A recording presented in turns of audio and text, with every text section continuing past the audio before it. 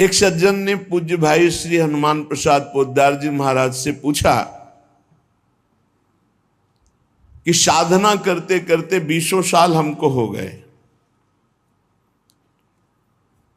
ना तो भगवान मिले और ना भगवान का प्रेम प्राप्त हुआ, क्या कारण है?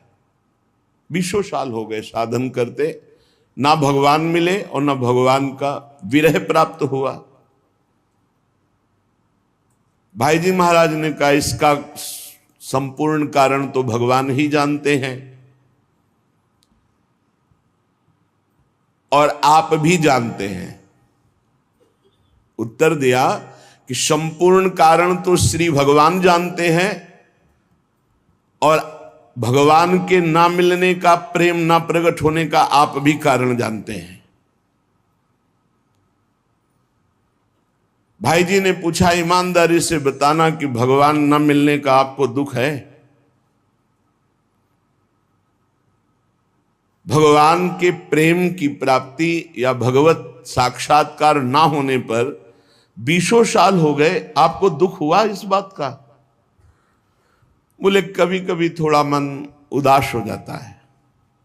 भाई जी महाराज ने कहा कि थोड़ा थोड़ा उदास हो जाता है, लेकिन आप बताइए यदि 20 साल से आप व्यापार में बराबर घाटा प्राप्त करते रहते तो क्या आप ऐसा उत्तर देते कि थोड़ा थोड़ा कभी मन उदास हो जाता है? आपकी हालत क्या होती कि 20 साल से आप व्यापार कर रहे हो, घाटे पे घाटा होता चला जा रहा है, आपकी हालत क्या होती? बोले बेचैन हो जाता, जीना मुश्किल हो जाता। तो बोले ऐसा जीना मुश्किल हुआ आपको? 20 साल से आपको घाटा हो रहा है, भगवत प्राप्ति, भगवत प्रेम प्राप्ति नहीं हो रही और आप आनंद से जीवन व्यतीत कर रहे हैं, आपको बेचैनी है? तो उनका ईमानदारी से वैसी कोई बेचैनी नहीं।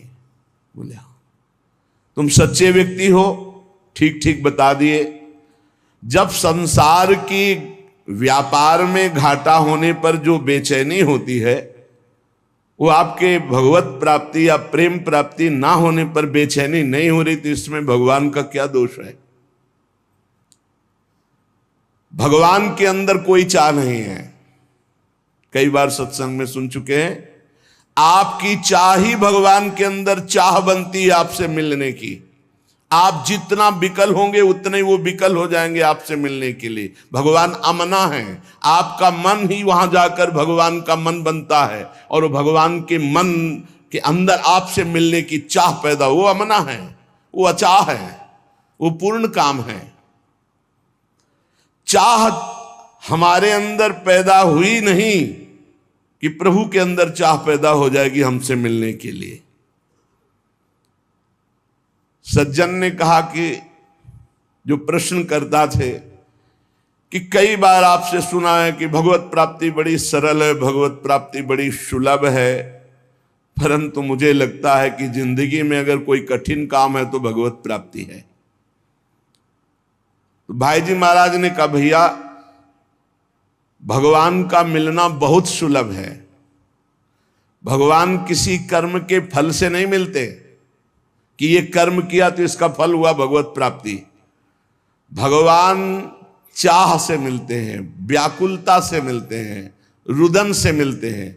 ये सारे कर्म इसलिए कहे जाते हैं कि तुमसे पाप कर्म ना बने, और जब पवित्र हृदय होगा तो भगवत प्राप्ति के मिलन की चाह प्रकट हो जाएगी, रोना आ जाएगा। भगवान मिलते हैं रुदन से, चाह से, व्याकुलता से, लालसा से। संसार के जितने भोग पदार्थ, अवस्था, स्थितियां, प्राणी, ये सब कर्म से मिलते हैं। जैसा आप कर्म करोगे वैसा पदार्थ मिलेगा, वैसे व्यक्ति का संयोग मिलेगा, वैसे सुविधा मिलेगी, वैसे ही असुविधा मिलेगी, वैसे ही आपको तिरस्कार, अपमान, जैसा कर्म करोगे। लेकिन भगवत प्राप्ति कर्म का फल नहीं है। पूज्य भाई जी महाराज कह रहे भगवत प्राप्ति चाह का फल है। वो संत संग से, शास्त्र स्वाध्याय से, नाम जप से, भाई जी उसका भाव लिख रहे, नाम जप से, सत्संग से, शास्त्र स्वाध्याय से हमारे संसार की चाह हटे और भगवान की चाह प्रकट हो जाए। पक्का जिस दिन ऐसी चाह हो जाएगी अब जिया नहीं जा रहा, उसी दिन भगवान अनुभव में आ जाते हैं। नेत्रों के सामने आ जाते हैं, पक्का। संसार की प्रत्येक स्थिति, अवस्था, पद प्रतिष्ठा, इसमें कर्म है, इसमें कर्म है। आपका कर्म आपको स्थिति प्रदान करेगा, सांसारिक पद प्रतिष्ठा, लाभ, लौकिक, पारलौकिक। सांसारिक पद प्रतिष्ठा, धन संपत्ति केवल चाह से नहीं पूर्ति होती। धन की चाह, मन की चाह, मान की चाह, अधिकार की चाह, सब कर रहे हैं। मन की चाह, ये मिल जाए, वो मिल जाए। मिल रहा है क्या? मिलेगा उन्हीं को जो वैसे सुकृत वाले कर्म किए हैं। रात दिन सब चाह में ही फंसे हुए हैं, परंतु सबकी चाह नहीं पूर्ति होती। संसार की चाह से निराश होकर भगवान की चाह मात्र करने से भगवान की प्राप्ति हो जाती है। कठोर परिश्रम कर लो धन की चाह पूर्ति करने के लिए, कठोर परिश्रम कर लो, पर पूर्व सुकृत नहीं तो तुम धनवान नहीं बन सकते हो। लेकिन थोड़ा सा प्रयत्न करो भगवान नाम जप करके भगवान की प्राप्ति के लिए, ईमानदारी से बुरे कर्मों का त्याग, अभी आनंद की अनुभूति, अभी विकलता जागृत हो जाए भगवान से।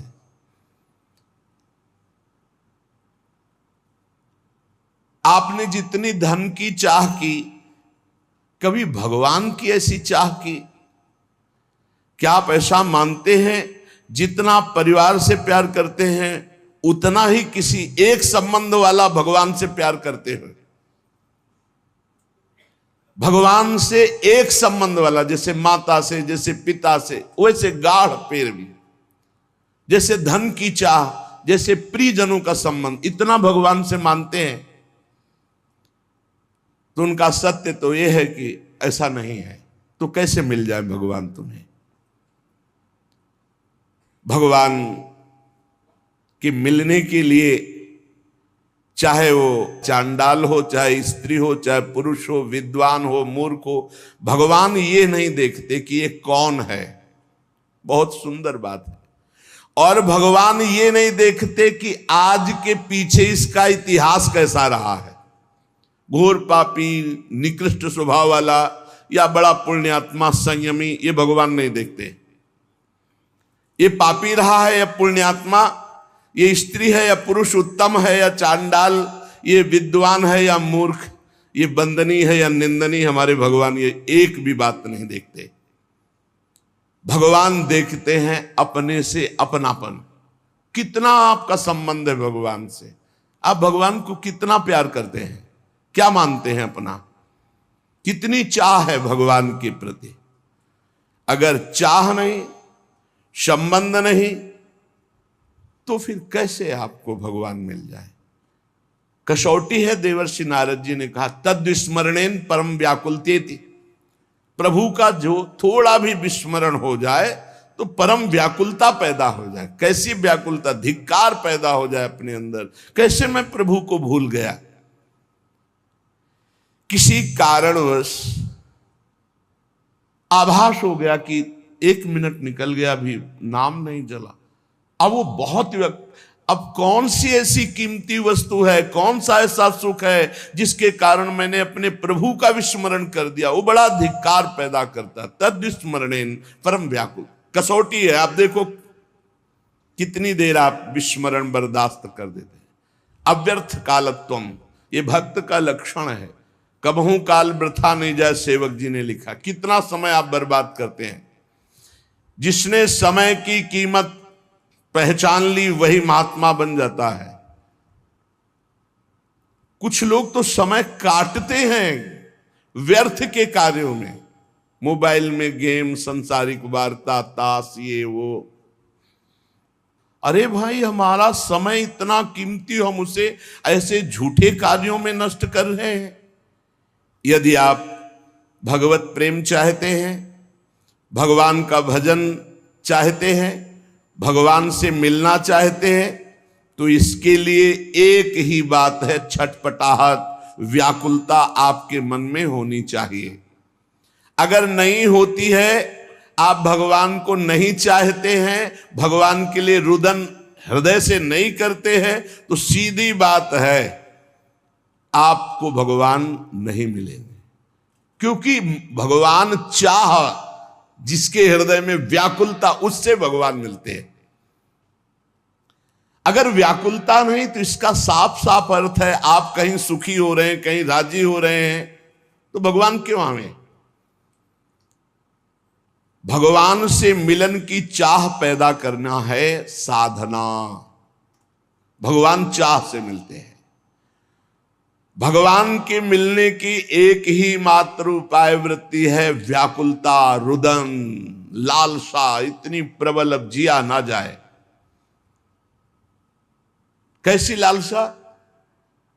जैसे आपको यमुना जी ले जाया जाए और डुबकी लगवा दी जाए और ऊपर से चढ़ाकर ताकत पूर्वक आपको दबा दिया जाए, फिर जो आधा पौन मिनट के बाद आपकी सांस लेने की जो व्याकुलता है कि अगर आप सांस न मिली तो प्राण निकल गए, वही व्याकुलता चाहिए हरि दर्शन के लिए।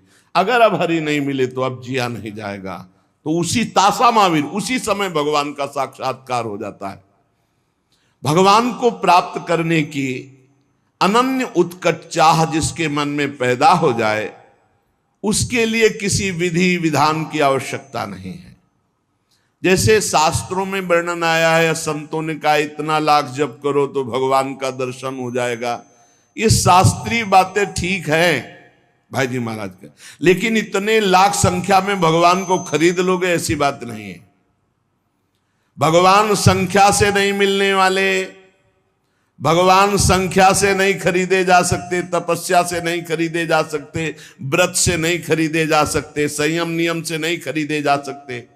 भगवान किसी क्रिया के फल रूप नहीं है। भगवान को कोई बांध नहीं सकता इन नियम, संयम, व्रत, उपवास, तपस्या। आज तक अगर कहीं कोई बांधा है तो प्रेमाधीन, भगवान प्रेम के अधीन बंधे हैं। भगवान मोल में खरीदे नहीं जा सकते। जब भजन करते करते हमारे अंदर चाह पैदा होती, रुदन पैदा होता है, उसी रुदन, उसी चाह, उसी व्याकुलता से भगवान व्याकुल हो जाते हैं और व्याकुल होकर उसे दर्शन देते हैं। प्रेम की चाह, भगवान के मिलन की चाह जब तीव्रतर से तीव्रतम अनन्य हो जाएगी, जहां दूसरी चाह नहीं, जहां दूसरी किसी व्यक्ति से प्रियता नहीं, सारा संसार उसके लिए शून्य में दिखाई दे रहा है, एकमात्र भगवान। बस भगवान की प्राप्ति की यही शुभ वेला है। देश काल पात्र के भेदभाव की कोई आवश्यकता नहीं। पात्र कौन है, देश कौन है, समय क्या है, इसका विचार भगवान नहीं करते। भगवान सार्वदेशिक, सार्वकालिक, सबके हैं। कब, कहां, कैसे, किसको मिल जाए, ये कोई निश्चय नहीं है। भगवान की चाह अत्यंत आवश्यक है। साधक की साधना केवल चाह पैदा करने के लिए है। जितने भी जप हैं, स्वाध्याय है, सेवा है, तपस्या है, काम क्रोध आदि लोभ आदि पर विजय प्राप्त करना तप है, इन सब का फल है अपने इष्ट देव के लिए एकांत में रुदन प्रारंभ हो जाना। एकांत में बैठ के रो रहा है, अपने कपोल को हाथ की हथेली पर रखे हुए बैठे शोक मग्न है। हे प्रभु कब मिलोगे, हे ये कितनी दुर्लभ बात है। यही निष्काम भक्ति से प्राप्त होता है। भगवान को प्राप्त करना है तो गोस्वामी जी के दोहा जो लिखे, बहुत जोर की भाई जिसकी बड़ाई कर रहे हैं। जाहि न चाही कबहु कछु, तुम सन सहज सनेहु, बसहु निरंतरता सुर सोराउर निज गेहूं। भगवान का अपना घर कौन सा घर है? थोड़े दिनों के लिए आकर चले जाने वाला घर नहीं होता। घर कौन जिसमें स्थायी बसा जाता है। भगवान मेहमान बनकर नहीं आते भक्त के हृदय में। सो राउर निज गेहु, वो अपने घर की तरह। किसके? बोले जाहि न चाही कबहु कछु। बहुत उच्च कोटि की कसौटी है। निरंतर आपके हृदय में भगवत दर्शन होंगे।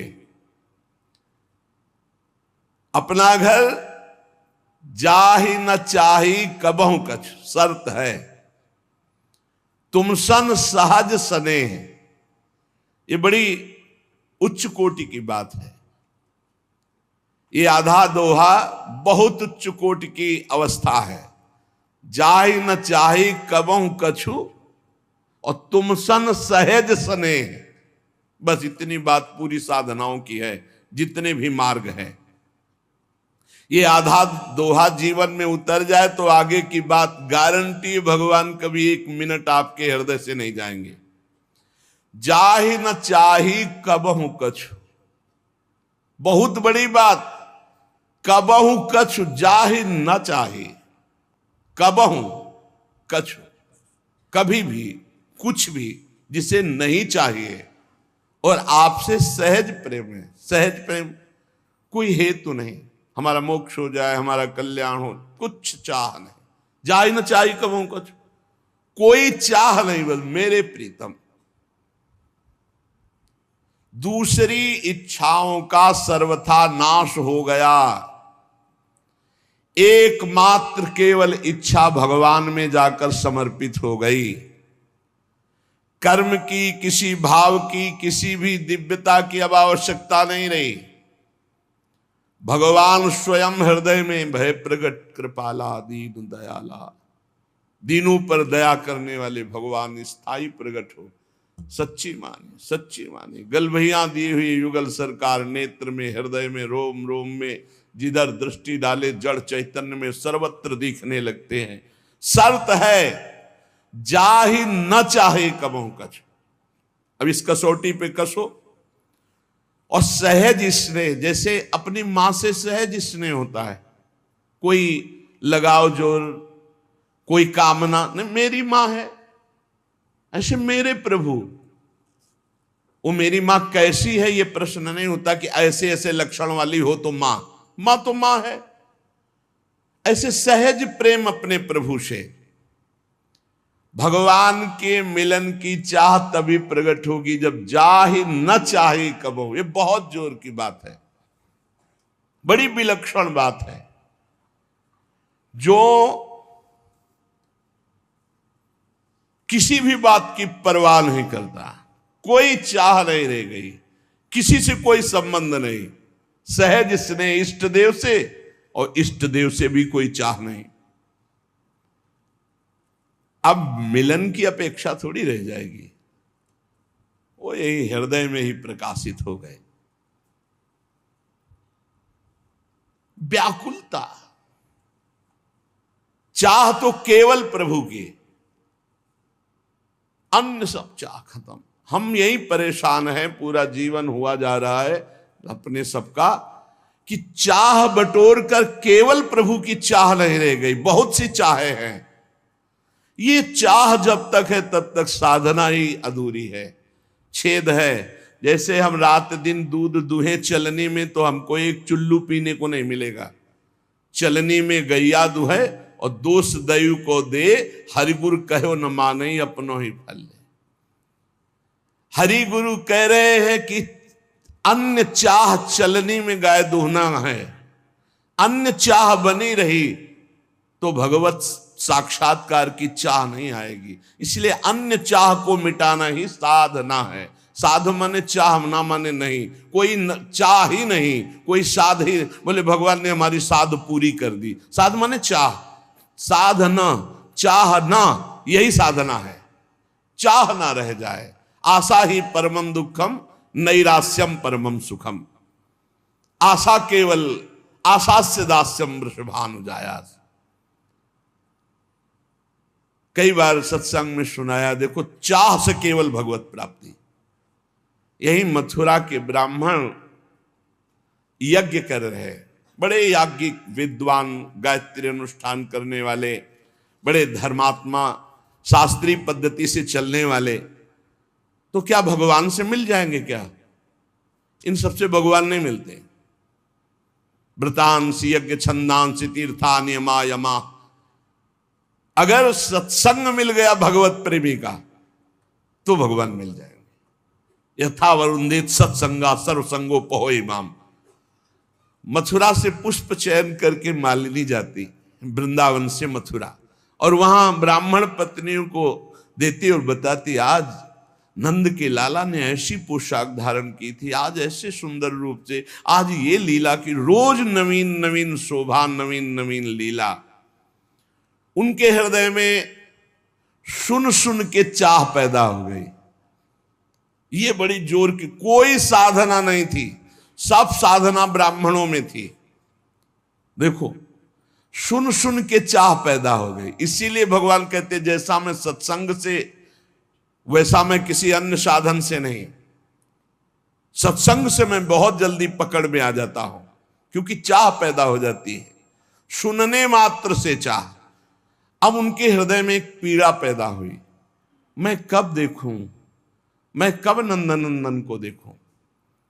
ये ब्राह्मण लोग ऐसे नियमनिष्ठ है कि इनको यज्ञ से फुर्सत नहीं है, और अगर हम कहें भी तो शायद इनका भाव ना बने। हम उत्तम कुल के ब्रह्म ऋषि, हम भाई वहां कैसे जाएं, वो कैसे दर्शन, क्योंकि वो जानती थी स्वभाव। अब बड़ा विचित्र अंदर पीड़ा पैदा हुई कि मुझे श्याम सुंदर के दर्शन करने हैं, और हमारे श्याम सुंदर कृपा करके दर्शन दे तो हो सकते, अन्यथा कोई उपाय नहीं। क्योंकि हम पातिव्रत धर्म धारण किए हुए अपने पति के विरुद्ध नहीं चल सकती, और पति कभी हमको लेकर के वृंदावन जा करके, नंदगांव जाकर लालजू के दर्शन नहीं करा सकते। अब अंदर से व्याकुलता हुई रोज सुनने के कारण, हे नाथ आप ही कोई विधान बनाओ और दर्शन दो। तो किसी किसी दिन प्रातः काल बिना छाक लिए, बिना भोजन लिए सखाओं के साथ चल देते और दिशा बता जाते कि आज इधर गौवें चराएंगे, तो घर वाले उधर छाक पहुंचा देते। आज ना दिशा बताई और ना छाक ली, मथुरा की तरफ गौवें चराते हुए चले गए। सखाओं ने देखा समय हो गया उनका, कन्हैया आज तो भूल हो गई, हमने घर वालों को बताया नहीं कि आज किस दिशा में जाएंगे, और छाक भी नहीं लाए, बहुत भूख लगी, अब क्या होगा। शाम के गौवें वापस घर ले चलना है, और इतनी भूख लगी कि असह्य हो गई, क्योंकि भगवान आज कृपा करना चाहते हैं मथुरा के ब्राह्मणों की पत्नियों पर। भगवान ने कहा, सुनो, हमने सुना है पास में ही ब्राह्मण ब्रह्म ऋषि जन यज्ञ कर रहे हैं मथुरा के, यज्ञ भोक्ता भगवान श्री हरि को प्रसन्न करने के लिए, जाओ तुम मांगो जा करके उनसे। बोले प्रभु हमको वो देंगे? बोले कह देना कृष्ण बलराम आए हुए, उनको भूख लगी, थोड़ा सा अन्न दे दो। जाके तो देखो, साष्टांग प्रणाम करना, हाथ जोड़ के करना, ऐसी बात। वो गए, साष्टांग दंडवत की, महाराज श्री कृष्ण बलराम पधारे हुए हैं आज इधर, उनको भूख लगी, आप थोड़ा सा भोजन दे दो। वैदिक सिद्धांतों का पालन करने वालों ने जब देखा ये तो गौवें चराने वाले, ये यज्ञ भाग के अधिकारी थोड़ी कि इनको भोजन, बात ही नहीं की। बोले प्रभु कहाँ भेजा ऐसे निर्दयी हृदय वालों को कि वो एक बार हमसे बात भी नहीं की, देखा भी नहीं। बोले देखो, निराश नहीं होना चाहिए, प्रयत्नशील बने रहना चाहिए, तभी सफलता प्राप्त होती। जाओ उनकी पत्नियों से कहो। बोले प्रभु जब पति नहीं दिए तो पत्नी, बोले उनसे हमारा परिचय है, उनसे हमारा परिचय है, वो अनन्य भाव से मेरा चिंतन करते हैं, जाओ तुम। वो यज्ञशाला से पीछे से जाकर जहां उनकी पत्नियां साष्टांग दंडवत किया और कहा भगवान श्री कृष्ण बलराम पधारे हैं, और उनको भूख लगी। अरे अब तो अंदर की दबी हुई आग, कैसे श्री कृष्ण दर्शन मिले, अब तो प्रबल चाह, किसी की कोई परवाह नहीं। सहस्त्रों ब्राह्मण पत्नियां सुंदर सुंदर भोग थाल में सजाकर चल पड़ी। जिनको रोका उनके प्राण निकल गए और दिव्य देह से वहां पहुंच गए। भगवान ने स्वागतम वो महाभागा आस्यताम करवाम किम यन्नो दिदृक्षया प्राप्ता उपपन्नो मिदम हिवा। भगवान ने कहा आओ स्वागत है तुम्हारा, भगवान स्वागत कर रहे। स्वागतम वो महाभागा, ये दोनों के लिए प्रयोग किया है, ब्राह्मण पत्नियों के लिए भी और गोपियों के लिए भी। महाभाग्यवती देवियों तुम्हारा स्वागत है, आओ आओ। तुम लोग हमारे दर्शन की इच्छा से आए हो, तुम्हारे जैसे प्रेम पूर्ण हृदय वालों के योग्य ही है। भगवान सात सखाओं के साथ बैठ गए, महायज्ञ उनकी पत्नियां कर रही, साक्षात यज्ञ भोक्ता भगवान को पवा रहे हैं। भगवान पाए, आश्वासन दिया, जाओ आज के बाद कभी तुम्हारे ऊपर कोई दोष दृष्टि से नहीं देखेंगे तुम्हारे पति आदि, क्योंकि हमने स्वीकार कर लिया, आप सब तुम्हारी आराधना करेंगे, सब तुम्हारी वंदना करेंगे। उनको लगा था वापस जाएंगी तो शायद दोष दृष्टि करे ब्राह्मण जन। अब किसी भी भाव से सही भगवान ने उनका प्रसाद तो पाया ना। भले भाव नहीं था ब्राह्मणों के, लेकिन पत्नियां तो उन्हीं की थी। उनके हृदय का ज्ञान अंधकार मिटा। धिक जन्म नस्त्रिविध विद्याम धिक व्रतम धिक बहुज्ञताम धिक कुलम धिक क्रियादाक्षम विमुखाये त्वधोक्षजे। धिक्कार हमारी विद्या को, हमारे व्रत को, हमारी बहुज्ञता को, हमारे कुल को, हमारी इस यज्ञ क्रिया को जो मैंने स्वयं अधोक्षज भगवान से विमुक्ता की। ब्राह्मणों को अब ऐसा ज्ञान हो रहा है क्योंकि अब भगवत प्राप्त पत्नियों का दर्शन कर रहे हैं। कैसे दर्शन हुआ ब्राह्मण पत्नियों को? चाह मात्र से, कोई अन्य साधन नहीं, सुन सुन के चाह प्रकट हो गई। भगवान को पाने की इच्छा, इस प्रकार की इच्छा की उसमें कोई समझौता नहीं है। अब मिलना ही चाहिए प्रभु। प्राप्ति में विलंब असह्य, हमारी ऐसी स्थिति नहीं है। हम राजी हैं, खान पान विश्राम सुख सुविधा प्रणाम नमस्कार, इसीलिए वो बात नहीं बन रही। जैसे किसी का इकलौता पुत्र हो और वो भी बीमार होकर मरणासन हो, अब उसकी व्याकुलता, पूरे कुल का आंख का तारा वो भी मरने जा रहा, कैसा व्याकुल, उसको कितनी व्याकुलता होगी।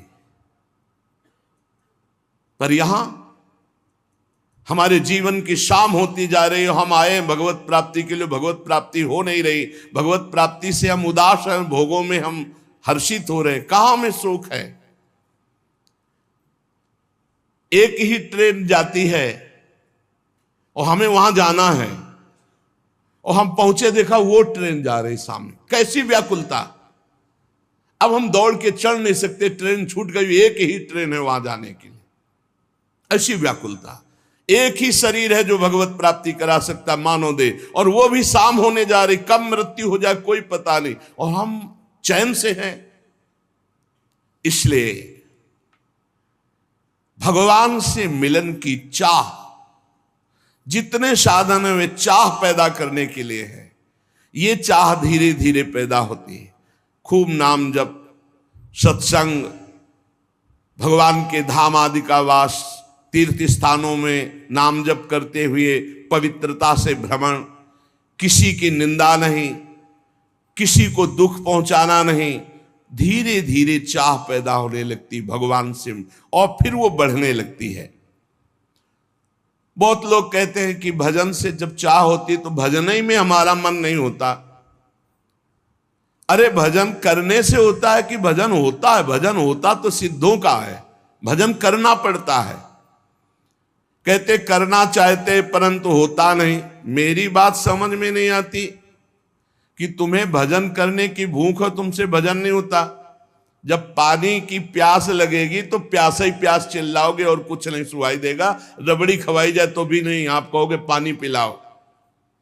यदि भजन की प्यास जग गई तो तुमसे भजन कैसे नहीं होता?